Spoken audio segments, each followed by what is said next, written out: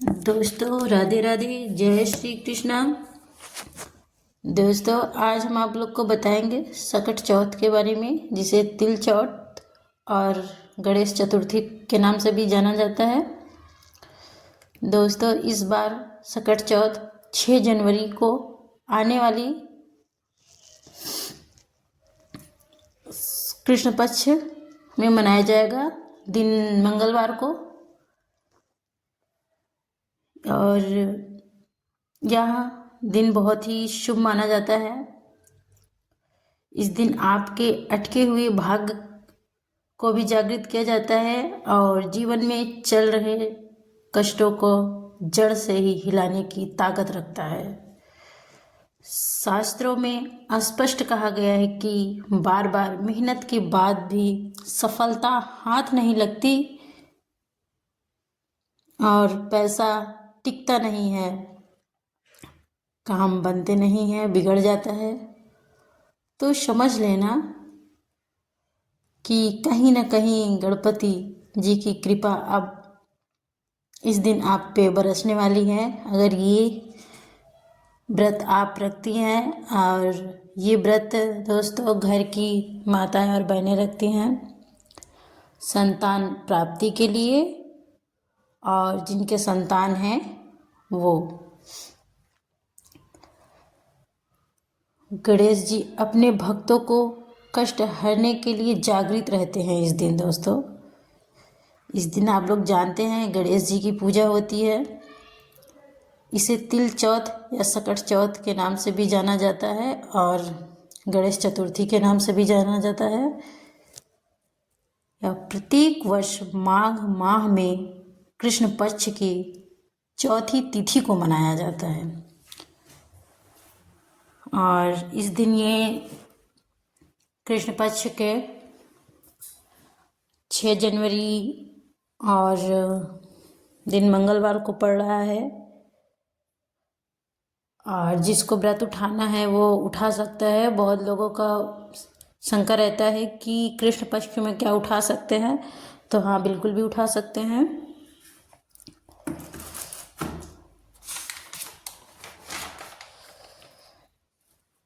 इस दिन महिलाएं विशेष रूप से उपवास रखती हैं और गणेश भगवान की पूजा करती हैं, ताकि उनके जीवन में और उनके परिवार में और उनके बच्चों में समृद्धि बनी रहे। और इस दिन का शुभ मुहूर्त है 6 जनवरी सन 2026 को मंगलवार को, और 6 जनवरी के दिन सुबह 8:01 से 7 जनवरी 6:52 तक रहेगा। दोस्तों और यह पूजा माघ सकट चौथ है। व्रत संतान की लंबी उम्र और सुख समृद्धि, परिवार को खुशहाली के लिए किया जाता है। इसको करने के लिए आपको सर्वप्रथम प्रातःकाल जल्दी उठकर स्नान करें। हो सके तो आप अपने ऊपर गंगा जल भी छिड़क सकते हैं, उस पानी में डाल के अपने ऊपर छिड़क सकते हैं। और स्वस्थ वस्त्र पहने। पूजा के लिए चौकी पर भगवान गणेश और चौथ माता का प्रतिमा रखें। मुख उत्तर, और जो भगवान के मुख है वो उत्तर की तरफ हो या पूर्व दिशा की ओर रखें। गणपति जी को सिंदूर, अक्षत, लाल फूल और दुर्वा अर्पित करें, और हो सके तो मोदक भी रखें, इनको चढ़ाइए। फिर तिल के लड्डू का भोग लगाएं, धूप दीपक जलाएं, और हो सके यहाँ आपको देसी घी के दिए जलाना चाहिए, बहुत ही शुभ माना जाता है।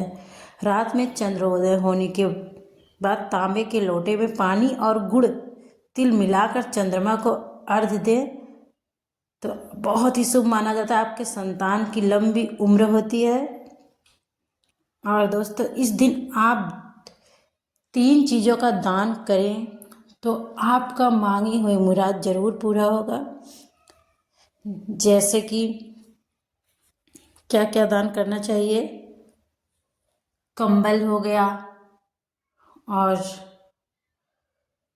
ये तिल और चांदी, ये तीनों चीज़ों का दान करना बहुत ही शुभ माना जाता है।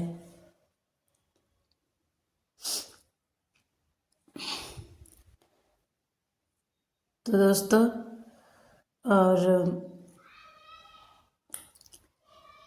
और पितृ दोष करने का सरल और प्रभावी उपाय भी होता है, जैसे कि आप तिल और गुड़ का दान करें।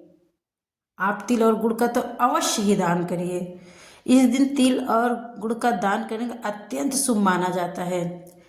और कंबल, गर्म कपड़े, जूते चप्पल, क्योंकि ये ठंडी के टाइम होता है, कृष्ण पक्ष भी होता है, तो इस दिन इनका दान करना बहुत ही शुभ माना जाता है। संतान पर आने वाली सभी बाधाओं को दूर करता है। अनाज का दान भी कर सकते हैं। सकट चौथ का मान्यता है कि सकट चौथ के दिन सच्चे मन से किया गया दान बहुत ही शुभ माना जाता है, और इससे आप पे लक्ष्मी जी बहुत ही मेहरबान होती हैं और आपके घर में धन की कभी कमी नहीं होती, सुख समृद्धि बनी रहती है। और इस दिन क्या नहीं खाना चाहिए दोस्तों, आप लोगों को हम बताते हैं। गणेश चतुर्थी के व्रत के दौरान जमीन के अंदर की चीज़ें जैसे मूली, प्याज, गाजर और चुकंदर को खाना वर्जित माना जाता है। भूल के भी इन चीज़ों का सेवन तो बिल्कुल भी ना करें। गणेश चतुर्थी के दिन व्रत को काले नमक का प्रयोग बिल्कुल भी ना करें, और काले चीज़ों का भी तो प्रयोग बिल्कुल भी ना करें, जैसे काला कपड़ा भी, इसका भी प्रयोग नहीं करना चाहिए। गणेश चतुर्थी के व्रत में कटहल से बनी हुई भी कोई चीज़ नहीं खाइएगा। ऐसा करने से गणेश जी क्रोधित होते हैं और आपके घर में संकट आ सकता है। कटहल से बनी चीज़ों को भूलकर भी ना खाइए। गणेश चतुर्थी के व्रत में तुलसी का प्रयोग वर्जित माना जाता है। इस दिन किसी भी प्रकार की तुलसी ग्रहण ना करें।